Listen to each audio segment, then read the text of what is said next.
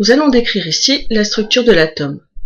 L'atome est constitué d'un noyau qui contient deux types de particules, des protons portant une charge électrique positive et des neutrons électriquement neutres.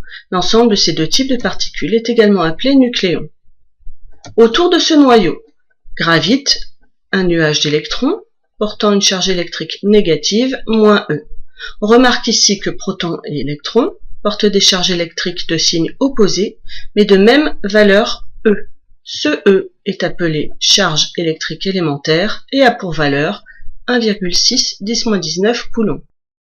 Le noyau de l'atome peut être noté de la façon suivante. On écrit d'abord X, le symbole de l'atome, puis en haut à gauche de ce X un nombre A correspondant au nombre de nucléons situés dans le noyau.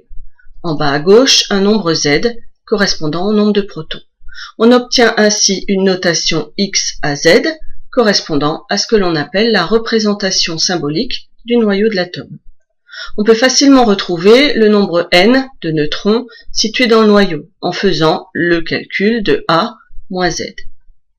L'atome ayant la propriété d'être électriquement neutre, le nombre de charges électriques positives qu'il contient doit être égal au nombre de charges électriques négatives.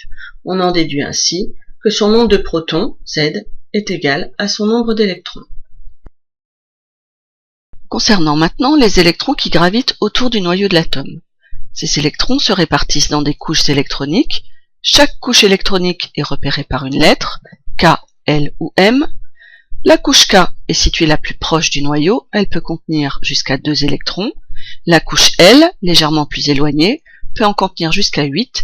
Et la couche la plus externe, ici la couche M, peut contenir jusqu'à 18 électrons. Prenons le cas de l'atome de sodium. Avec ses 11 protons, il contient 11 électrons. Ces 11 électrons vont se répartir de la façon suivante. Les 2 premiers électrons vont venir remplir la couche K, on dit que cette couche est saturée. Les 8 suivants viendront saturer la couche L, et le dernier électron viendra se placer sur la couche M. Sa structure électronique est alors K2, L8, M1. Un atome est également susceptible de gagner ou perdre des électrons situés sur sa couche externe. Un électron étant une particule portant une charge négative, lorsque l'atome perd un électron, il devient un ion chargé positivement. Lorsqu'il gagne un électron, il devient un ion chargé négativement. Reprenons l'exemple de l'atome de sodium. Il est susceptible de perdre l'électron situé sur sa couche la plus externe. En perdant cet électron, il va se transformer en ion positif, Na+, et sa structure électronique deviendra K2, L8.